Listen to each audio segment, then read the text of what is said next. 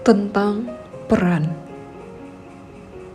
Aku adalah penulis, CEO perusahaan, juga barista sebuah kafe. Kadang aku menjadi sales, perencana buku, dan editor naskah. Kadang aku juga merencanakan publikasi. Selain itu, aku hidup dalam ruang dan waktu tempat aku menjadi seorang putra, kekasih, teman, adik, atau rekan kerja seseorang. Hidupku ini hanya satu, tapi aku memiliki begitu banyak peran. Saat ini, aku mengelola sebuah penerbit dan berhadapan dengan penulis. Aku berharap bisa menebus semua kekecewaan yang dulu kurasakan sebagai penulis ketika berhadapan dengan penerbit. Namun, ketika aku berurusan dengan penulis dari sudut pandang penerbit, aku seolah menjadi sama dengan penerbit yang dulu berhadapan denganku. Saat menjalankan kafe pun, aku berusaha keras agar bisa menebus semua kekecewaan yang kurasakan ketika menjadi pelanggan kafe. Namun, ketika aku menjalankan usaha dan memikirkan pelanggan dari sudut pandang kafe, ternyata ada banyak hal tak terpikirkan olehku sebelumnya. Ada kalanya kita bingung karena kita menjalankan begitu banyak peran. Seharusnya aku berkata begini dalam situasi seperti ini. Apakah ini sudah benar untuk menghadapinya? Seharusnya aku memikirkan sudut pandang lain untuk mempertimbangkannya. Seharusnya aku tidak boleh merasakan perasaan kecewa yang sama. Banyak pikiran tumpang tindih, membuat semuanya semakin rumit. Gara-gara ini, aku sering berpikir tentang bagaimana seharusnya aku bersikap dalam menjalani hidup. Apa yang harus kulakukan ketika menjalani berbagai peran dalam waktu yang sama? Bertahan atau terbawa arus saja? Ada banyak hal yang aku lakukan. Tetapi ada dua hal yang menjadi patokanku. Kebersamaan dan tidak menjadi orang yang selalu merasa benar.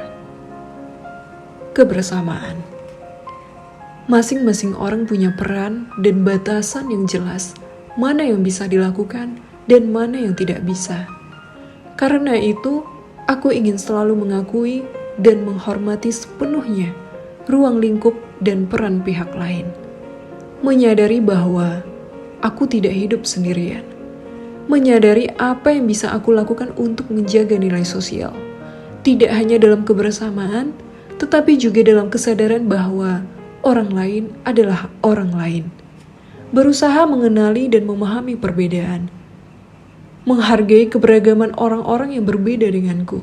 Dengan demikian, saat kematian tiba, aku bisa merasakan kehangatan hati karena semasa hidup aku telah berusaha keras menghormati kebersamaan itu.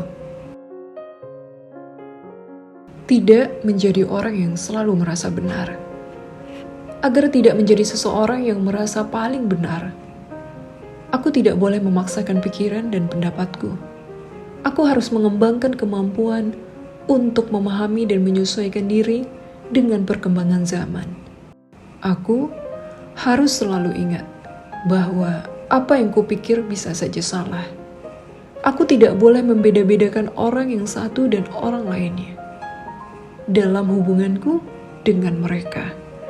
Aku harus memiliki keberanian untuk tetap membiarkan telinga dan pikiranku terbuka setiap saat. Aku juga harus bisa merekomendasikan sesuatu yang baik terlebih dahulu. Dengan demikian, saat seseorang mengingatku, orang itu bisa merasakan kehangatan hatiku dan tahu bahwa aku ini orang yang baik. Pertanyaan dan kekhawatiran tentang hidup akan terus berubah. Berbeda-beda tergantung pada situasi yang sedang kuhadapi.